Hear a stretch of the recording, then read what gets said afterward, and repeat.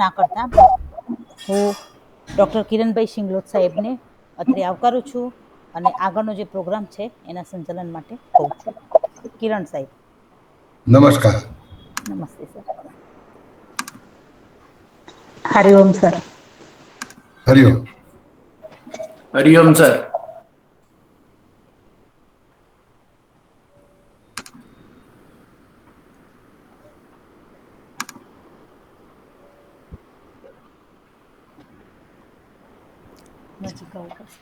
Okay, બધાને PPT દેખાય છે? પાવર પોઈન્ટ દેખાય છે? હા સર, દેખાય છે. ઓકે. તો નમસ્કાર. બહુ અઘરો વિષય આપણે ચર્ચા કરી રહ્યા છીએ. એ છે માણસની તંદુરસ્તીને લગતો, તંદુરસ્તી અને રોગોને લગતો. એનો અભ્યાસ માણસ છેલ્લા 3000 વર્ષોથી કરતો આવ્યો છે. આથી 5 થી 6000 વર્ષ પહેલા બીમારી માટે દૈવી પરિબળોને જવાબદાર માનવામાં આવતા. એટલે દૈવી શાપ અથવા તો ગ્રહ દોષ, નસીબ, અગોચર શક્તિઓ, આ બધાને 5000 વર્ષ અગાઉના સમય પહેલા જવાબદાર માનવામાં આવતું. પછી ધીમે ધીમે ચિકિત્સા પદ્ધતિઓના ઉદ્ગમ થયા.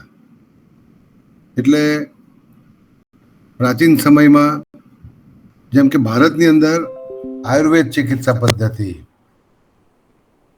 પછી પરંપરાગત રીતે જોવા જઈએ તો ગ્રીક ચિકિત્સા, રોમન ચિકિત્સા, મેસોપોટેમિયન મેડિસિન, આવા ઘણા બધા ચિકિત્સાઓનો આથી 3000 વર્ષ પહેલાના સમયમાં વિકાસ થયો અને ત્યાર પછી માણસની દ્રષ્ટિ ધીમે ધીમે બદલાતી ગઈ છે અને રોગો સાથી થાય છે. એના કારણો કયા છે એનો પદ્ધતિસર વિચાર કરવાનો શરૂઆત કરી. આજે પણ આપણે હજુ દૈવી શક્તિ, દૈવી શાપ અથવા તો વિચક્રાફ્ટ, ભૂત પ્રેતની કે ગ્રહોની પીડાઓ, એમાં હજુ પણ માનનારા લોકો છે. પણ અત્યારે જે સમય છે એ વિજ્ઞાનનો યુગ છે. છેલ્લા 500 વર્ષમાં વિજ્ઞાન યુગના ઉદ્ભવ પછી દરેક રોગ માટે આપણે કાર્ય અને કારણ સમજવાનો સ્પષ્ટ પ્રયાસ કરતા થયા છે. એટલે કોઈ અગોચર કારણ અમુક રોગ માટે જવાબદાર છે એવું આપણે હવે સ્વીકારતા નથી. તો 500 વર્ષમાં જે વિકાસ થયો એમાં માણસના રોગોના ઘણા બધા પરિબળો આપણને જાણવામાં આવ્યા. જેમ કે જનીન વારસો, તો ઘણા બધા રોગો જનીન વારસાને લીધે થતા હોય છે.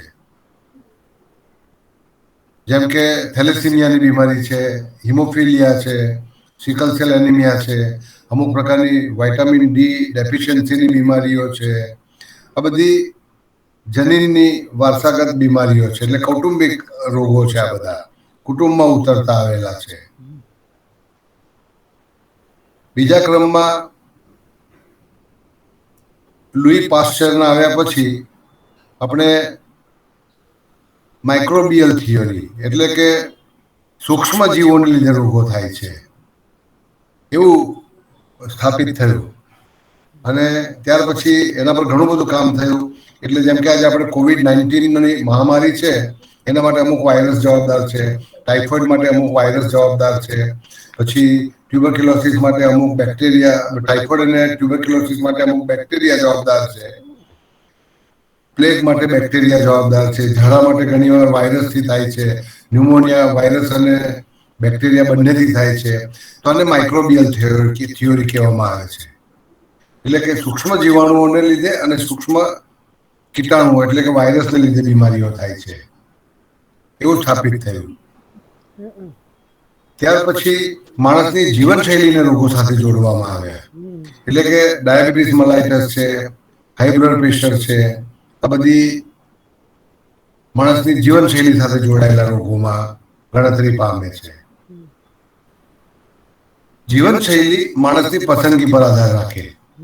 એટલે આપણી તંદુરસ્ત પસંદગી હોય, નાદુરસ્ત પસંદગી હોય.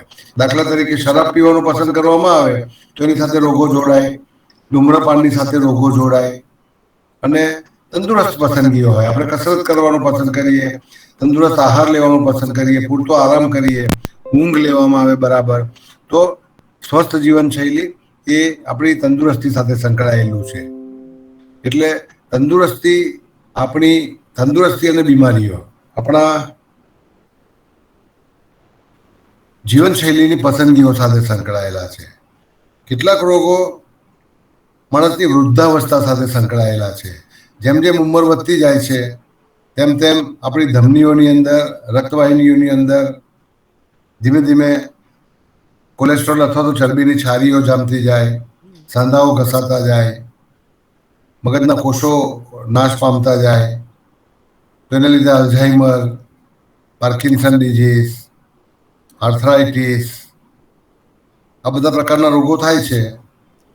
એ ડિજનરેટિવ ડિસઓર્ડર્સ કહેવાય છે. એટલે કે એને વૃદ્ધાવસ્થા સાથે સંબંધ છે. વૃદ્ધાવસ્થા સાથે સંબંધ ધરાવતો બીજો એક રોગ છે, બહુ જ કોમ્પ્લેક્સ બીમારી છે. એ લગભગ માણસની જાણમાં લગભગ 4,500 વર્ષથી છે. ઇજિપ્તના મમ્મીઓમાંથી પણ આ રોગ મળી આવેલો છે અને છે કેન્સરનો રોગ. સમજવાનો બહુ અઘરો પડે એવો રોગ છે, પણ કેન્સરની બીમારી આમ જોવા જઈએ તો ઉંમરની સાથે સંકળાયેલી છે, ઘડપણની સાથે સંકળાયેલી છે, વૃદ્ધાવસ્થાના ફેરફારોની સાથે સંકળાયેલી છે. કેમ કે શરીરના કોષો જેમ જેમ જૂના થતા જાય તેમ તેમ એને ઘસારો પહોંચે અને એ ઘસારાને લીધે એના જીન્સમાં, એના કેમિકલ મોલિક્યુલ્સમાં અમુક પ્રકારના ફેરફારો થાય અને એના લીધે અમુક રોગો ઊભા થાય. એમાં કેન્સરનો સમાવેશ થાય છે. પછી એ કેન્સર જીવનશૈલી સાથે પણ સંકળાયેલો છે, જેમ કે સ્મોકિંગ છે, આલ્કોહોલ છે, માંસાહાર કરવામાં આવે એની સાથે પણ સંકળાયેલો છે. એ જુદી વાત થઈ. અમુક પ્રકારના કેન્સર વારસાગત પણ છે, એ પણ જુદી વાત થઈ. તો વૃદ્ધાવસ્થાની પ્રક્રિયા સાથે રોગો સંકળાયેલા છે. હવે રોગના કારણની આપણે લાંબી રજૂઆત કરી શકું, પણ છેલ્લા લગભગ 50 વર્ષની અંદર માણસના મનને બીમારીઓ સાથે શું સંબંધ છે?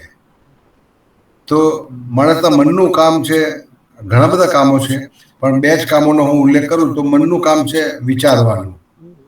અને વિચારો સકારાત્મક હોય, સર્જનાત્મક હોય, નકારાત્મક હોય, ખંડનાત્મક હોય. તો પોઝિટિવ થિંકિંગ અને નેગેટિવ થિંકિંગ. હવે વિચારોની સાથે જોડાયું છે માણસનું ભાવના તંત્ર, લાગણીઓ. તો લાગણીઓ પણ સકારાત્મક હોય, નકારાત્મક હોય. અને લાગણીઓ માણસના વર્તનને પ્રેરે છે. એટલે કે માણસના વર્તન વ્યવહારનો આધાર એનું મન છે. એના વિચારો, એની લાગણીઓ, એના વર્તન અને વ્યવહારનું માળખું તૈયાર કરે છે. ઘણા રોગોને માણસના વર્તન સાથે સંબંધ છે, એના વ્યક્તિત્વ સાથે સંબંધ છે. તો દાખલા તરીકે હાર્ટ એટેક છે એ આમ ગણો તો ચરબીના આહારથી થાય, હાઈ બ્લડ પ્રેશરથી થાય, ડાયાબિટીસથી થાય. એ બધી જાણીતી વિગતો છે. વારસાગત પણ હોઈ શકે. જુવાન વયે જેને હાર્ટ એટેક આવે છે એ વારસાગત છે. પણ હાર્ટ એટેકને આમ ગણો તો પર્સનાલિટી સાથે, વ્યક્તિત્વ સાથે, માણસના વર્તન વ્યવહાર સાથે પણ સંબંધ છે. તો અકસ્માતનું વર્તન, અકસ્માત પ્રેરક વર્તન, એક્સિડન્ટ પ્રોન પર્સનાલિટી, એવી રીતે બ્રોન્કિયલ એઝમાની પર્સનાલિટી, એવી રીતે હાર્ટ એટેક પ્રોન પર્સનાલિટી, એવી રીતે ડિપ્રેશન પ્રોન પર્સનાલિટી. તો વ્યક્તિત્વની સાથે પણ રોગોને જોડવામાં આવેલા છે. તો ધીમે ધીમે હું જે ચર્ચાનો વિકાસ કરી રહ્યો છું તે માણસનું મન, માણસના વિચારો, માણસની લાગણીઓ અને માણસનું વ્યક્તિત્વ, એટલે કે સમગ્ર રીતેનું માનસિક બંધારણ કેવી રીતે રોગોનું કારણ બને છે એની આપણે ચર્ચા કરવા માંગીએ છીએ. તો એરિસ્ટોટલે એક બહુ સરસ વિધાન કરેલું. ગ્રીક ફિલોસોફર હતા. એ હંમેશા કહેતા કે man is a confused animal. દુર્યોધનની મનોવૃત્તિને તમે જુઓ કે ધર્મમ જાનામી નચ મે પ્રવૃત્તિ, અધર્મમ જાનામી નચ મે નિવૃત્તિ. એટલે આપણે બધાને સાચું શું અને ખોટું શું એ ખબર છે, ધર્મ શું અને અધર્મ શું એની આપણને ખબર છે. અને છતાં પણ માણસ પસંદગી કરી શકતો નથી, સાચાની પસંદગી કરી શકતો નથી અને ખોટું કરે છે. તો એવી રીતે માણસ ડ્યુઆલિટીમાં જીવે છે, દ્વૈતમાં જીવે છે, વિસંવાદમાં જીવે છે. આ વિસંવાદ ઘણા બધા પ્રકારના છે, પણ એક વિસંવાદ છે કે દરેક માણસ જન્મે ત્યારે બે પ્રકારની વૃત્તિઓ એક સાથે લઈને જન્મે છે, અને કહેવામાં આવે છે જીવન વૃત્તિ અને મૃત્યુ વૃત્તિ. દરેક વ્યક્તિને જીવવું છે અને એને જીવનનો અંત પણ આણવો છે. તો ગ્રીક દેવતાઓ થેનેટોસ એ મૃત્યુના દેવતા અને ઇરોસ એ જીવનના દેવતા. એના પરથી જીવન વૃત્તિ, દાખલા તરીકે આપણે ખોરાકની કાળજી રાખીએ, પૂરતી ઊંઘ લઈએ, નિયમિત પાણી પીતા રહીએ, કસરત કરીએ, આ બધું એટલા માટે કાળજી લઈએ છીએ કે આપણા જીવનનું જતન થાય, આપણે જીવતા રહીએ, આપણે તંદુરસ્ત રહી શકીએ. તો તંદુરસ્તી માટેના માણસ જેટલા પણ ઉપાય કરે છે એ આ ઇરોસ એટલે કે જીવન વૃત્તિને આધીન થઈને કરે છે. પણ એ જ માણસ વિસંવાદિતા તમે જુઓ કે એની અંદર મૃત્યુ વૃત્તિ પણ છે. દરેક માણસ પોતાની કબર પોતાની જાતે જ ખોદે છે, પોતે જ જાતે મરવાના ઉપાય કરે છે, પોતે જ બેદરકારી કરે છે. દાખલા તરીકે ખાવામાં આપણી બેદરકારી, બીમાર પડીએ ત્યારે ડોક્ટરને બતાવવામાં આપણી બેદરકારી, અથવા તો આપણને કહેવામાં આવેલી હોય એટલી બધી સૂચનાનું આપણે પાલન નથી કરતા, આપણે દવાઓ નિયમિત નથી લેતા. કેમ આવું કરીએ છીએ? કારણ કે આપણે જીવતા રહેવું નથી. એનું કારણ એવું છે કે જીવતા રહેવામાં પીડાઓ છે. પીડા કોઈને ગમતી નથી. દરેક વ્યક્તિ પીડાની મુક્તિ ઈચ્છે છે. જન્મથી લઈને જેટલું જીવન જીવીએ એ જીવન દરમિયાન આપણને અનેક યાતનાઓ, પીડાઓ, દુઃખોનો સામનો કરવો પડે.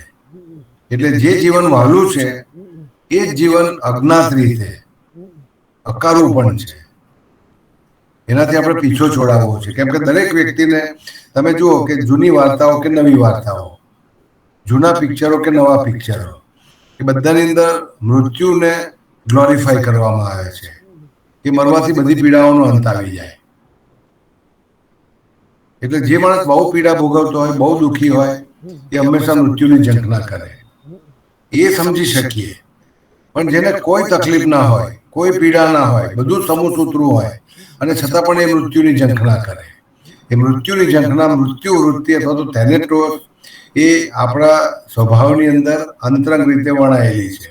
અને એ મૃત્યુ વૃત્તિ, એની સાથે પીડા વૃત્તિ, એની સાથે રોગ વૃત્તિ, આ બધું એક સાથે સંકળાયેલું છે. તો માણસના જીવનની 3 અંતરંગ બાબતો: 1 બીમારી, 2 પીડા, બધી જ પ્રકારની પીડા, બીમારીની પણ પીડા, ઈજાઓની પણ પીડા, સામાજિક વર્તન વ્યવહારોની પણ પીડા, બધી જ પ્રકારની પીડાઓ. તો માંદગી, પીડાઓ અને મૃત્યુ, આ 3 અનુભવો માણસની સાથે, માણસના વર્તન વ્યવહારમાં અંતરંગ રીતે સંકળાયેલા છે. અને એટલા માટે આપણને દુઃખ વાલું છે, પીડા વાલી છે, આપણને મૃત્યુ વાળું છે, અને આપણને માંદગી વાળી છે. એટલે આથી કરીને જન્મ્યા પછી દરેક વ્યક્તિ બાળપણની અંદર, આપણે અત્યાર સુધી ચર્ચા કરતા આવેલા છે કે પોતાના મનમાં જ બીમારીના બીજ નાખે છે. પોતાના મનમાં જ પહેલા 4 થી 8 વર્ષની અંદર માંદગીના બીજ નાખે છે, પીડાના બીજ નાખે છે, અને મૃત્યુના બીજ નાખે છે. તો આ ડ્યુઆલિટી થઈ એરિસ્ટોટલના કયા પ્રમાણે કે દરેક માણસ જીવવા પણ માંગે છે અને મરવા પણ માંગે છે.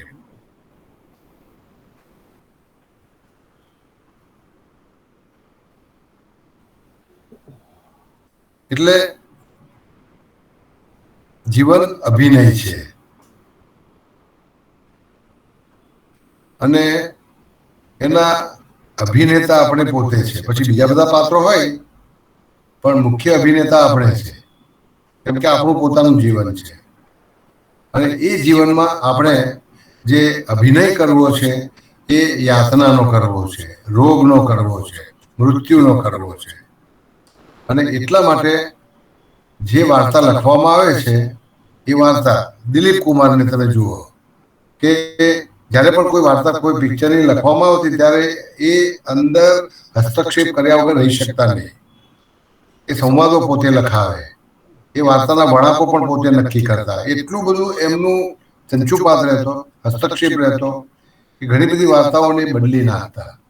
એવી રીતે આપણું પણ જીવન આપણને બધાને મળેલું છે ખુશી માટે, પ્રસન્નતા માટે, આનંદ માણવા માટે, દુઃખી થવા માટે નહીં. એટલે કુદરતે જેટલા પણ જીવન સર્જન કર્યા છે એમાં વિવિધતા મૂકી. આપણા આવતા પહેલા એટલે કે માણસનો જન્મ થયો એ પહેલા તમે જુઓ કે આખું સ્ટેજ સજાવવામાં આવેલું છે. આકાશ બનાવવામાં આવ્યું, વાદળો બનાવવામાં આવ્યા, વરસાદ બનાવવામાં આવ્યો, નદી નાળા, ઝરણા, ધોધ, મહાસાગરો બનાવવામાં આવ્યા, વૃક્ષો બનાવવામાં આવ્યા, ધરતી, પહાડો બનાવવામાં આવ્યા, સૂર્યોદય, સૂર્યાસ્ત બનાવવામાં આવ્યા. આકાશને દિવસ દરમિયાન સૂર્યના ઉજ્જવળ પ્રકાશથી ભરી દેવામાં આવે અને તમે રાત્રે જુઓ કે ખીચોખીચ તારાઓથી ભરી દેવામાં આવે અને અતિ સુંદર લાગે. તો આટલું સુંદર જીવન કુદરતે આપણા આવતા પહેલા સજાવ્યું. માણસ આવ્યો એના પહેલા જેટલા પ્રાણીઓ, પંખીઓ, જંતુઓ, પશુઓ કે વાનર હતા એ કુદરતની સુંદરતાને માણી શકતા નહીં. માણસના આવ્યા પછી ચિત્ર બદલાયું, એટલે કે આપણે બુદ્ધિમાન પ્રાણી બન્યા. લગભગ છેલ્લા 1 લાખ વર્ષથી મગજનો વિકાસ થયો, આપણને ઇન્દ્રિયો આપવામાં આવી, આંખ, કાન, જે સુંદરતા માણી શકે એ માટે આપણી ઇન્દ્રિયોને સજાવવામાં આવી. તો કુદરતે જીવનનું નિર્માણ કર્યું છે વિવિધતા માટે, સુંદરતા માટે અને આનંદ માટે. એટલે બધા ઉપનિષદોમાં એવું લખવામાં આવ્યું કે જીવનનો ઉદ્દેશ ખુશી માણવાનો છે, આનંદનો છે. જીવન આનંદોત્સવ છે. હવે આ વાર્તા કુદરતે લખીને મોકલી અને એ વાર્તાને આપણને જીવન આપવામાં આવ્યા પછી આપણે એમાં અભિનય કરવાનો. તો કુદરતે લખેલો, કારણ કે એ સ્ક્રિપ્ટ રાઇટર થઈ, એટલે જેને તમે કુદરત ગણો, જેને તમે કુદરત ગણો કે જો તમે ઈશ્વરમાં માનતા હોય, ભગવાનમાં માનતા હોય તો દૈવી શક્તિ ગણો, તો એણે મનુષ્યના જીવનનું નિર્માણ કર્યું એ ખુશી માટે, પ્રસન્નતા માટે, આનંદ માટે કરેલું છે. હવે આવી વાર્તા લખાઈને, આવી સ્ક્રિપ્ટ લખાઈને આપણા હાથમાં સોંપવામાં આવી અને આપણે ડાયલોગ ગોખવાના હતા. આપણો જન્મ થયો અને વિસંગતિ જુઓ કે જન્મ થયા પછી માણસ જે અનુભવોમાંથી પસાર થાય છે બાળપણમાં, પહેલા 4 વર્ષના અનુભવ અને પછીના 4 વર્ષના અનુભવ, એટલે બંનેનું મેં વિભાગીકરણ અગાઉ કરેલું છે. તો આ અનુભવોમાંથી પસાર થતી વખતે માણસ પોતાની વાર્તામાં દિલીપ કુમારની જેમ ચેડા કરે, હસ્તક્ષેપ કરે, બદલાવ લાવે. આનંદને બદલે એ યાતના પસંદ કરે, દુખાવો પસંદ કરે, રોગ પસંદ કરે અને મૃત્યુ પસંદ કરે. તો જે કઈ અનુભવોમાંથી આપણે પસાર થયા કુટુંબમાંથી, એને અર્લી પેરેન્ટલ ઇન્ફ્લુઅન્સ કહેવામાં આવે, એને ચાઇલ્ડહુડ એક્સપિરિયન્સ કહેવામાં આવે, એક્સપિરિયન્સીસ કહેવામાં આવે. તો એને આધીન થઈને આપણે આપણી જ પોતાની વાર્તાની અંદર ફેરફારો કરી અને તંદુરસ્ત રહેવા માટે બનેલું જીવન આપણે રોગી બનાવીએ. યાતના મુક્ત જીવન જીવવાને બદલે આપણે યાતના અને પીડાઓને પસંદ કરીએ અને લાંબુ જીવવા માટે આપણો જન્મ થયો હોય અને આપણે મૃત્યુને વહાલું કરીએ. તો આ પ્રકારની માણસને, જેને પોતાનું પ્રારબ્ધ ઘડવું, આ પ્રારબ્ધ એટલે કોઈ વિધાતા લેખ લખે છે એવું આપણે માનીએ છીએ કે આપણા હાથની અંદર અંકિત થઈ ચૂકેલું છે કે આપણે કેટલું જીવવાના છે, ક્યારે મરવાના છે અને શાથી મરવાના છે, શી રીતે મરવાના છે. એ હસ્તરેખામાં અંકિત નથી. હસ્તરેખાઓ તો નિર્દોષ છે. માના પેટમાં હતા ત્યારે મુઠ્ઠી વાળીને સૂઈ રહેતા, એને લીધે હાથમાં કેટલી કરતલીઓ પડી એને આપણે હસ્તરેખાઓ કહીએ છીએ, એ આપણું ભાગ્ય નિર્માણ, આપણી તંદુરસ્તી, આપણું આયુષ્ય એ નક્કી નથી કરતા. જેમ આકાશના ગ્રહો પણ આ નક્કી નથી કરતા. એટલે ગુરુ છે, મંગળ છે, શનિ છે, આ બધા આપણી તંદુરસ્તી કે બીમારી અને જીવન કે મૃત્યુ એ નક્કી નથી કરતા. પણ આપણે પોતે આપણી માનસિકતાથી શરૂઆતના 8 વર્ષની અંદર આ બધી સ્ક્રિપ્ટ બદલી અને હવે પછીની જિંદગીનો અભિનય કરીએ છીએ. અભિનય ઘણા બધા પ્રકારના છે, પણ એ અભિનયમાં એક વસ્તુ બીમારીનું આવે છે, માંદગીનું આવે છે. બધી જ બીમારીઓ માણસ પોતે પોતાની જાતે નક્કી કરે છે. એ સ્ક્રિપ્ટ નાનપણમાં લખે છે એના પોતાના, અને એ સ્ક્રિપ્ટ હવે અત્યારે તમને વાંચવા નહીં મળે. તમે અભિનય જરૂર કરશો એનો. દાખલા તરીકે અસ્થમાની બીમારી થાય, હાર્ટ એટેક આવે, કેન્સર થાય, ટીબીની બીમારી થાય, એડ્સની બીમારી ઘણા લોકોને થાય, ઘણા લોકો એલર્જીની બીમારીથી પીડાય. તો આ બધી જ બીમારીનું મૂળ માણસના મનની અંદર, અજ્ઞાત મનની અંદર, અનકોન્શિયસ માઇન્ડમાં નાનપણમાં લખાઈ ચૂકેલું છે. અને આપણે તો આ ઉંમરે હવે એનો અભિનય જ કરવાનો રહે. કઈ બીમારી કેટલી ગંભીર થશે, એનું પરિમાણ કેટલું થશે, અને કઈ ઉંમરે શરૂ થશે, અને કઈ ઉંમરે આપણા અંતની સાથેનો અંત આવશે, આ બધું સ્ક્રિપ્ટમાં લખાઈ ગયેલું છે. કેમ કે આ પિક્ચર છે અને પિક્ચરનો એન્ડ પણ લાવવાનો છે. મૃત્યુ એ છેલ્લું પ્રકરણ છે. અને આનંદ પિક્ચરમાં જેમ આપણે હીરો મરી જાય તો જે મરે એ હીરો એની વાહવા થાય. એટલા માટે બધા જ હીરો પોતાના પિક્ચરમાં મરવાનું પસંદ કરે છે, કારણ કે મૃત્યુને ગ્લોરીફાય કરવામાં આવે છે. તો આપણે ડ્યુઆલિઝમમાં જીવીએ છીએ, ડ્યુઆલિટી, વિસંવાદમાં જીવીએ છીએ. આપણે પસંદગી કરવી જોઈએ સારાની. આપણે આત્મચાહના, પોતાની જાતને ચાહવી જોઈએ, આપણા સંબંધોને ચાહવા જોઈએ, આપણા કુટુંબીજનો, સ્વજનો, સાથે કામ કરનારા, પડોશીઓ, સોસાયટીમાં રહેનારા લોકો, જાણીતા અજાણા, બધાને પ્રેમ આપવો જોઈએ. તો આત્મચાહના, આત્મ આદર, પોતાની જાતનો આદર કરવો અને પોતાની જાતને ચાહવી એ દરેક માણસની પહેલી ફરજ છે. અને બીજી ફરજ, અન્યને પ્રેમ કરો, અન્યને આદર આપો. કમનસીબે એને બદલે આપણે પહેલી સ્ક્રિપ્ટ લખીએ છીએ નાનપણમાં, સેલ્ફ હેટ્રેડ, આત્મવંચના, જાતના તિરસ્કારની. આપણને આપણી જ જાત એવું લાગે છે કે અધૂરી છે, અપૂર્ણ છે, મને કોઈ આવડત નથી, હું કંઈ કરી શકતો નથી, મને બોલવાની આવડત નથી, લખવાની આવડત નથી, કામ કરવાની આવડત નથી, હું નિષ્ફળ છું. તો આ એક નેગેટિવ સ્ક્રિપ્ટ લખાયેલી છે મોટા ભાગના લોકોની અંદર, અને એ સ્ક્રિપ્ટ બીમારીનું કારણ બની રહ્યું છે. તો જેટલી પણ બીમારીઓ આપણા જીવનમાં આવે, નાની મોટી, એ બધીની પાછળ એક નેગેટિવ ફિલિંગ છે, સેલ્ફ હેટ્રેડ. આપણી પોતાની જાતને આપણે ચાહતા નથી, ચાહી શકતા નથી. અને એકવાર આપણે જાતને ચાહીએ નહીં, પછી એની કાળજી ના કરીએ, ખાવાનું આપણે અવગણના કરીએ, આપણે જરા મન દુઃખ થાય કે ખાવાનું છોડી દઈએ, આપણે ઊંઘવાનું ધ્યાન ના રાખીએ, કસરતની કાળજી ના લઈએ, માદા પડીએ તો ડૉક્ટરને બતાવીએ નહીં, ડૉક્ટરની સલાહ બરાબર પાલન કરીએ નહીં, દવાઓ નિયમિત ના લઈએ.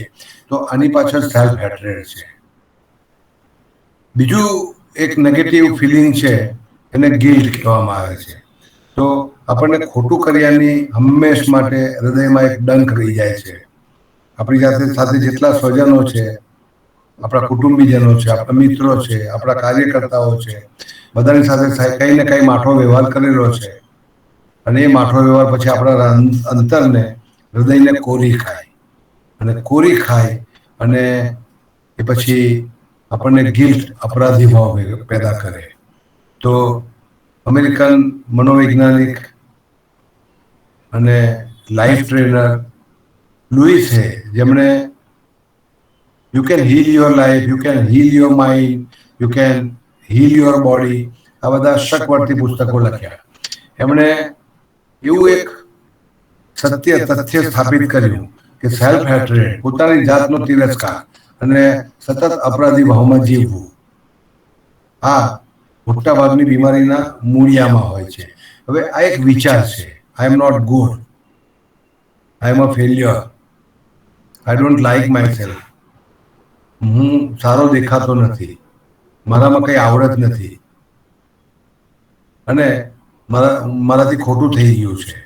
તો કેન્સરની બીમારીના ઘણા બધા પેશન્ટને હું મળું છું ત્યારે એ લોકો બધાના મનમાં એક લાગણી તો હોય જ હોય છે, અને એ છે ગિલ્ટ, કે મેં મારા કુટુંબીઓ સાથે, મારા મા બાપ સાથે, મારા ભાઈ બહેન સાથે, મારા જીવનસાથી સાથે જે ખોટો વ્યવહાર કર્યો એને લીધે થઈને મારે આ બીમારી ભોગવવાની આવી છે.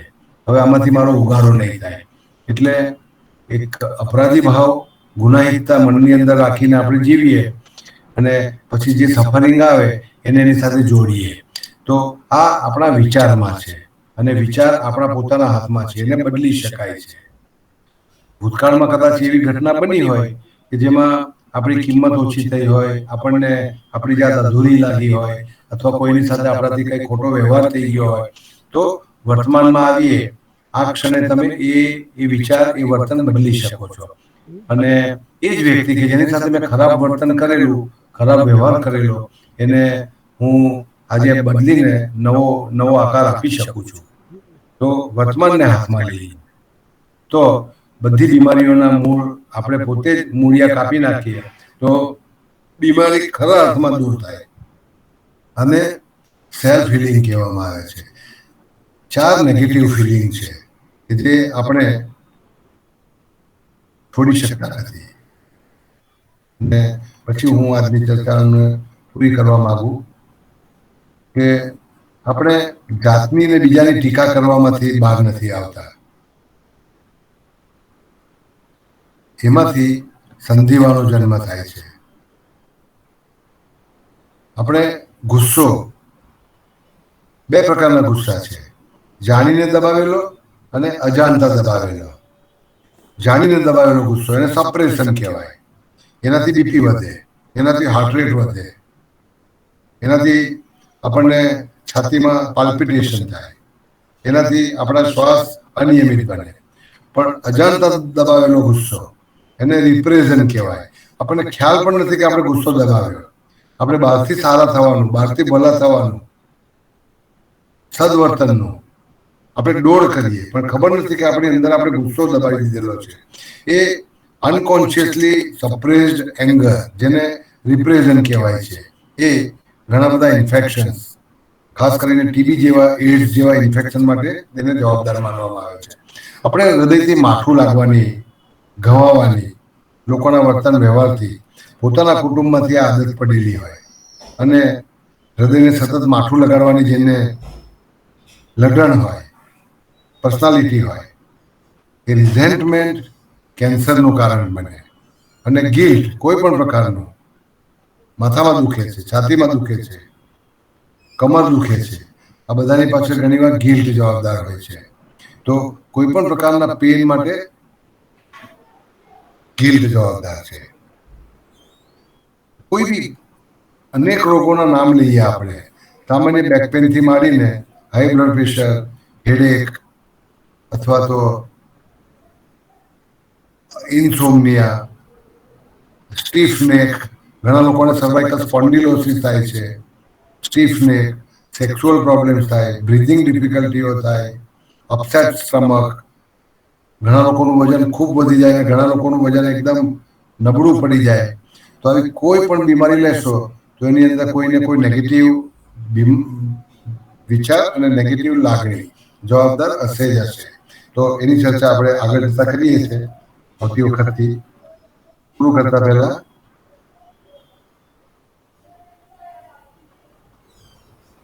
આપણને શરીરો છે, આત્માને ખોડિયા છે. તૈત્તરીય ઉપનિષદમાં આત્માના 5 ખોડિયાઓ બતાવ્યા. આ 5 ખોડિયાઓ, જેને દરેકને કોષ કહેવામાં આવે: અન્નમય કોષ, પ્રાણમય કોષ, મનોમય કોષ, વિજ્ઞાનમય કોષ, આનંદમય કોષ. 5 ખોડિયા છે. પણ મોડર્ન સાયકોલોજીએ વધારે અભ્યાસ કરતા આ કોષમાં કેટલાક વધારાના કોષ મૂકેલા છે. દાખલા તરીકે એમાં ઇન્ટેલેક્ચ્યુઅલ ખોડિયું છે, આપણે જેને આપણે વિજ્ઞાનમય કોષ સાથે સાંકળી શકીએ. મોરલ બોડી પણ છે, આપણી નૈતિકતા અને અનૈતિકતા. પછી નૈતિકતાનું પાલન દુર્યોધનની જેમ કરી ના શકીએ, પછી એમાંથી આપણને નૈતિકતાનું પાલન ના કરી શકીએ, પછી એમાંથી આપણને ખેદ થાય, ગિલ્ટ થવા માંડે. તો મોરલ બોડી છે આ. એવી એક બોડી છે એને ઇમોશનલ બોડી કહેવામાં આવે છે, જેના પર ભગવાન બુદ્ધે ઘણું કાર્ય કર્યું. અને ત્યાર પછી હમણાંના વખતમાં એખાર્ટ ટોલી નામના મનોવિજ્ઞાનીએ પાવર ઓફ નાવ કરીને એક પુસ્તક લખ્યું. એમાં ઇમોશનલ બોડી, એ ઇમોશનલ બોડીને પેઇન બોડી કહેવામાં આવે છે. ઇમોશનલ બોડી એટલે આનંદમય કોષ આમ ગણો તો. એમનું હાયરાર્કી, એમનો ક્રમ એમણે બદલ્યો છે. અન્નમય શરીર, પ્રાણિક શરીર, મનોમય શરીર, પછી એમણે ઇમોશનલ બોડી મૂકી છે. આમાં સારી માઠી લાગણીઓનો વાસ છે. ખરેખર જોતા દરેક માણસે પોતાના મનની અંદર સકારાત્મક લાગણી ભરવી જોઈએ, પ્રેમ, સદભાવ ઇત્યાદિ. પણ કમનસીબે આપણે હંમેશા યાતના, દુઃખ, પીડા અને રોગને પસંદ કરીએ છીએ. અને નાનપણથી આપણને શીખવાડવામાં આવેલું છે, અને એને ઇમોશનલ પેઇન બોડી કહેવામાં આવે છે.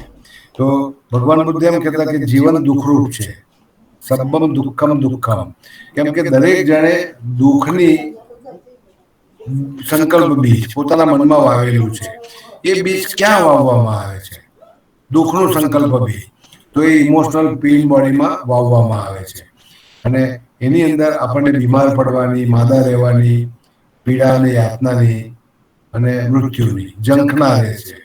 જ્યાં સુધી તમે આ ઇમોશનલ પેઇન બોડીનું ક્લિન્જિંગ નહીં કરો, ત્યાં સુધી તંદુરસ્ત રહેવું અઘરું છે, યાતના મુક્તિ અઘરી છે, અને લાંબુ જીવવું અઘરું છે. એટલે ઇમોશનલ પેઇન બોડી આપણે ક્લીન્સ કરવી, સફાઈ કરવી બહુ જરૂરી છે. જે આપણે છેલ્લા લેક્ચરની અંદર એની હું માંડીને ભૂમિકા કરીશું. પણ છેલ્લે માણસે જે સમાજ ઊભો કર્યો, એ સમાજ આમ જુઓ તો સલામતી માટે ઊભો કરેલો, સહકાર માટે ઊભો કરેલો, એકબીજાના જીવનને પોષવા માટે થઈને ઊભો કરેલો. માણસના આવતા પહેલા ચિમ્પાન્જી જેવા વાનરો નાના નાના ગ્રુપમાં રહેતા, 5, 10, 15 અથવા તો કોઈક વાર 50 જેવા. પક્ષીઓ પણ જૂથમાં રહેતા હોય છે, પણ એ પોતાની બાયોલોજીકલ ઇન્સ્ટિંક્ટને લીધે જોડે રહેતા હોય છે. એટલે ચણ ચણવા જવાનું હોય, ચણ ચણીને પાછા આવેલા હોય, અને એ લોકો સાથે મળીને આનંદ માણે.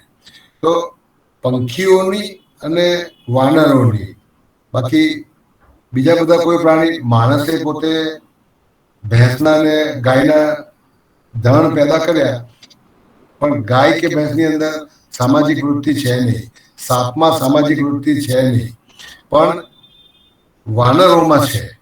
અને વાનરોની સામાજિક વૃત્તિ આપણને મળી છે, સોશિયલ ઇન્સ્ટિંક્ટ મળી છે, કે 50 કરતાં મોટા ગ્રુપ બનાવીએ, 150ના, 200ના, 1000ના, 2000ના. એટલે આપણે સોસાયટી બનાવીએ છીએ, આપણે કુટુંબની રચના કરી, આપણે નગર બનાવ્યા, આપણે સંગઠનો બનાવ્યા, આપણે રાષ્ટ્રની સંકલ્પના કરી. એટલા માટે કે આપણે વધારે સંખ્યામાં સાથે રહી શકીએ, એકબીજાની સલામતીનું કારણ બનીએ, એકબીજાના જીવન પોષક બનીએ. એ માટે માણસે સમાજની રચના કરી. આ ઉઘાડો હેતુ હતો સમાજ રચનાનો, પણ એ સમાજ રચનાનો ઉઘાડો હેતુ બાજુ પર રહી ગયો. અને એ જ સમાજ આપણને એકબીજાને દુઃખી કરવા માટે, એટલે વ્યક્તિઓ બે પરણે છે, સંતાનો પેદા કરે છે, કુટુંબ બનાવે છે, અને પછી અંદર અંદર વળે છે, લડે છે. તો એક બહુ સુંદર લેખ 2011ની સાલમાં ઇલસ્ટ્રેટેડ વીકલીના એક વખતના બહુ મોટા તંત્રી પ્રીતિશ નાંદી એમણે લખેલો, એવરીબડી હર્ટ્સ. આપણે એકબીજાને માઠું લગાડવા, દુઃખ પહોંચાડવા, પીડા આપવા જન્મેલા છે. આપણે એકબીજાનું અપમાન કરીએ છીએ, એકબીજાનું શોષણ કરીએ છીએ, આપણે એકબીજાનું પોષણ કરવા માંગતા નથી. તો hello sir. Yes, sir Hindi में नहीं हो सकता है क्या? We don't know Gujarati. Oh extremely sorry, okay okay, चलो तो मैं बदल देता हूँ. या एक्सट्रीम पहले बोल देते ना आप.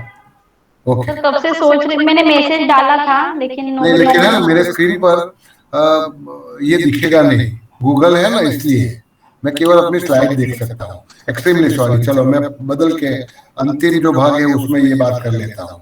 तो हाँ सर। मैं जैसे कि अपनी आत्मा के कई शरीर है ना, तो काफी जैसे कि अन्नमय शरीर है आपका, आपका प्राणिक शरीर है, आपका मनोमय शरीर है, आपका विज्ञानमय शरीर है। ऐसे में एक शरीर है आपका आनंदमय कोष। आनंदमय कोष में आनंद निवास होना चाहिए था। कुतूहल, आनंद, प्रसन्नता, खुशी, ये हमारे जीवन का मकसद बनना चाहिए था। इसके बदले में हमने इस आवरण में, इस शरीर में पीड़ा, दुख और मृत्यु को स्थान दे दिया, बचपन के अनुभवों के मारे या परंपरागत तालीम के कारण। क्योंकि परंपरा से हमारी तालीम रही कि खुश मिजाज व्यक्ति से लोग जलते हैं, जबकि दुखी व्यक्ति के सर पर हाथ रखेंगे, सहानुभूति बताएंगे, उसको अच्छा लगना चाहिए। तो अगर आपके आपके चेहरे पर दुख है, पीड़ा है, आंसू है, तो आपको सहानुभूति मिलेगी। अगर आप खुशहाल हो, प्रसन्न हो, तो लोगों की ईर्ष्या के कारण बनेंगे, है ना, आपकी मैत्री कोई करेगा नहीं। तो व्यक्ति मात्र को परंपरा से समाज में ये सिखाया गया कि दुखी रहो, आंसू में डुबोए रखो अपने आप को, दुख पसंद करो, मृत्यु पसंद करो। करना चाहिए था उल्टा, जीवन, आरोग्य और तंदुरुस्त अवस्था। इसके बदले हम पीड़ा, दुख, रोग और मृत्यु को पसंद करते हैं, क्योंकि हमारे अंदर एक बहुत चतुर बच्चा है। हर व्यक्ति के दिमाग में, मन में एक चतुर बच्चा है, लिटिल प्रोफेसर। जब आप छोटे थे और आप स्कूल जाना नहीं चाहते थे, तो आप मुख बनाते थे, चेहरे पर दुख की, पीड़ा की भाव ले आते थे, पेट दबाकर बैठते थे, ताकि आपकी माँ आपको देखे तुरंत बोलेगी बेटे आप स्कूल न मत जाओ। तो दुख से, पीड़ा से आप सहानुभूति के पात्र बनेंगे, और जिस चीज से आप भागना चाहते हो उससे छुटकारा पा सकते हो। तो इसके कारण जो शरीर, जिसको मैं आनंद शरीर बोलता हूँ, आनंदमय कोष बोलता हूँ, इसको पेन बॉडी बना दिया। तो बचपन के अनुभवों के कारण, परंपरागत तालीम के कारण हम दुखों को अपनाने लगे, और समाज में भी एक षड्यंत्र बन गया है। अब देखें कि व्यक्ति व्यक्ति का एक दूसरे से आचरण, व्यवहार, संबंध, संवाद, इसमें हम एक दूसरे का भला नहीं चाहते। अपना सबसे चहीता से चहीता व्यक्ति होगा, उसका भी, उसके भी दिल को कैसे ठेस पहुंचे, ये आप देखना चाहोगे। अज्ञात रूप से, जानबूझकर मैं किसी को दुख पहुंचाना नहीं चाहता, लेकिन अंतर को घायल करना, हृदय को घायल करना, ये हमारा सबका मकसद बन गया है। तो एवरीबॉडी हर्ट्स, सामाजिक व्यवहार अपने एक दूसरे को दुख और पीड़ा देने के लिए बनाया गया। तो बचपन से लेकर अब तक कई बार मैं घायल होता रहा, लोगों की टीका बाणों का भोग बनता रहा, आंख में कई बार आंसू आए, और लोगों के वर्तन, व्यवहार इत्यादि से मैं हमेशा परेशान का परेशान रहा। तो मेरे हृदय में इसके कारण लोगों के लिए घृणा, अपने लिए तिरस्कार, किसी को ठेस पहुंचाई तो मेरे जीवन में, मेरे दिल में अपराधी भाव। तो सेल्फ हैट्रेड एंड गिल्ट एक करेंसी बना ली। इस करेंसी को अपने, अपनी इमोशनल पेन बॉडी में निवास दे दिया। अब ये, इसका एक बार आपने बीज डाल दिया, फिर धीरे धीरे इसकी वृद्धि होगी, वटवृक्ष बनेगा, वटवृक्ष से एक जंगल बनेगा, और वो जंगल बीमारियों का कारण बनेगा। तो इमोशनल पेन बॉडी हमारी सभी बीमारियों का कारण है। प्लीज। तो इमोशनल पेन बॉडी असंख्य प्रकार की बीमारियों का जन्म देती है, जिसकी चर्चा मैं अगली बार करने वाला हूँ। तो यहाँ पर मैं रुकता हूँ, अगर आपके कोई सवाल होंगे।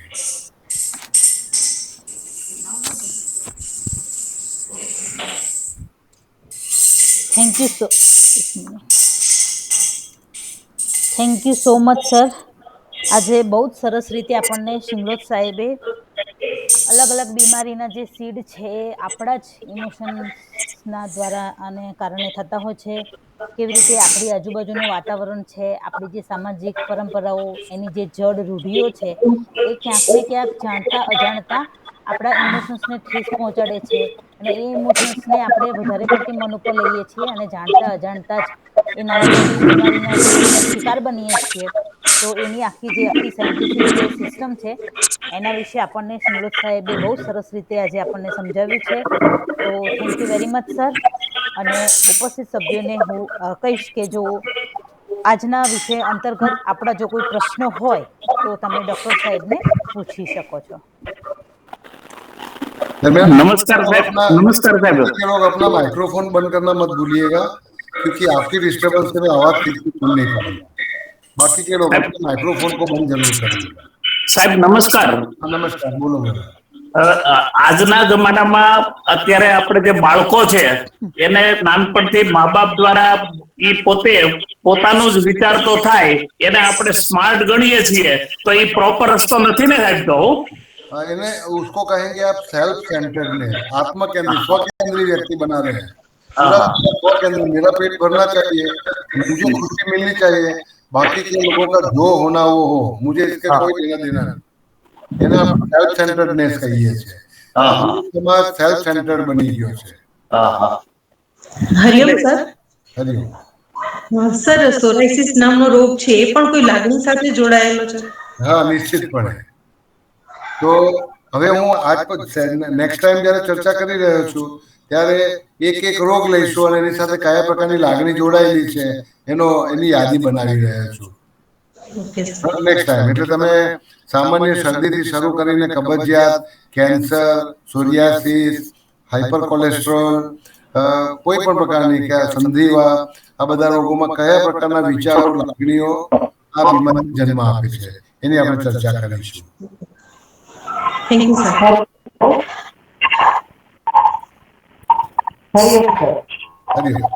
સાહેબ આજની સેશનમાં બહુ મજા આવી અને એટલું બધું સૂક્ષ્મ માહિતી મળી કે અત્યાર સુધી કલ્પનામાં નહોતી હતી એવી માહિતી મળી સાહેબ આજે.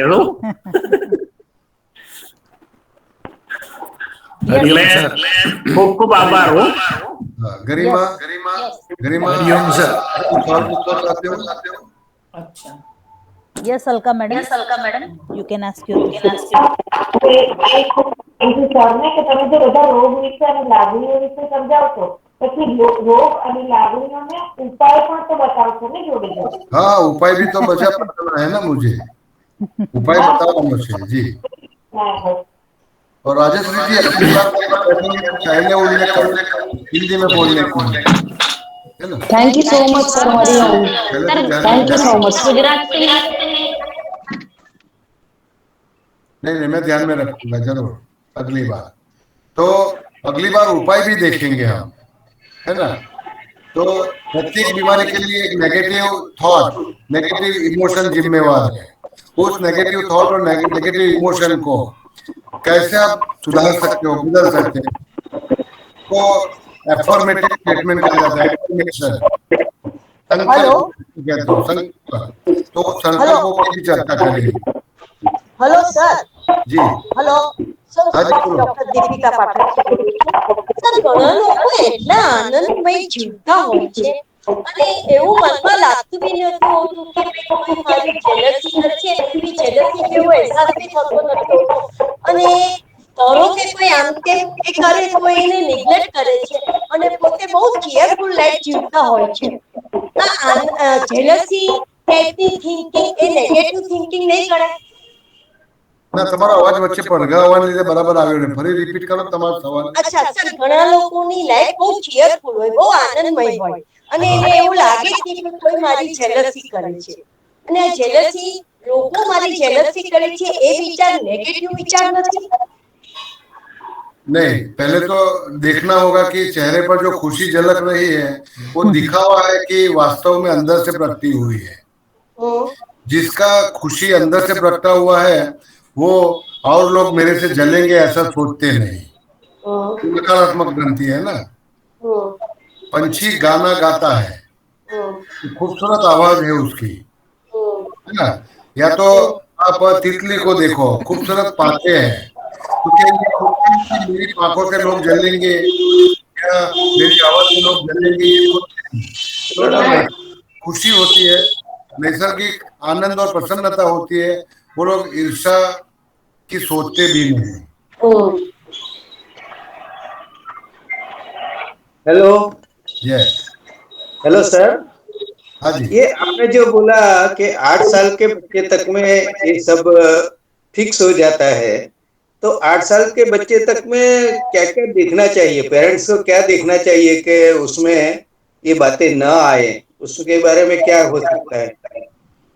बहुत सारी बातें करना होगा, लेकिन पहले घर का वातावरण, कुटुंब का वातावरण हम्म। प्रेमास्पद रखे, है ना, प्रेम सबर, वात्सल्य सबर, एक दूसरों का आदर करे। जैसे कि सास और बहू की लड़ाई, पति और पत्नी की लड़ाई बच्चे के सामने हो रही है, तो लड़ाई के, संघर्ष के, दुख और पीड़ा के, आंख में आंसू के बीच डाल रहे हैं।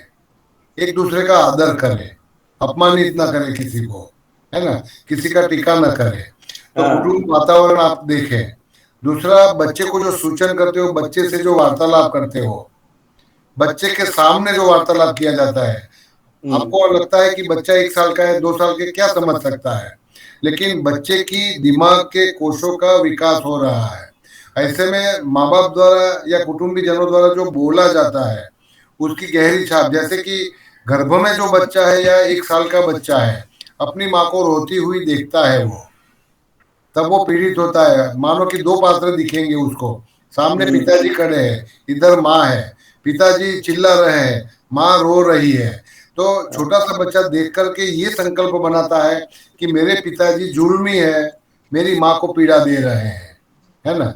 तो मतलब 1 साल का भी बच्चा होगा तो भले ही उसका मगज अविकसित है, वो ठीक से समझ नहीं पाएगा किसका क्या दोष है, लेकिन संजोग देख करके एक संकल्प बना लेगा वो संकल्प उसकी बीमारी, उसकी पीड़ा और उसकी मृत्यु का कारण बन सकता है।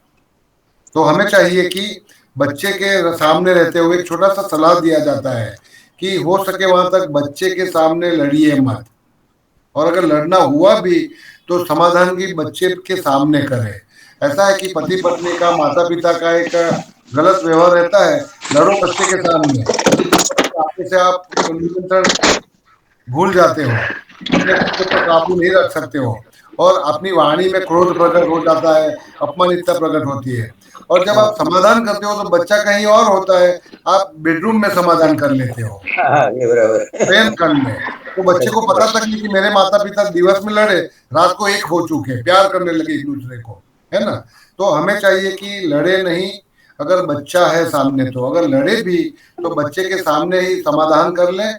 और बच्चे को सिखाना जरूरी है कि आपसी विवादों का निराकरण कैसे करना चाहिए, और कुटुंब का वातावरण संवाद, प्यार, वात्सल्य, सलामती, हूफ इत्यादि से भरा रहे, है ना। मतभेद जरूर रहे, लेकिन एक दूसरे का आदर करना मत भूलिए।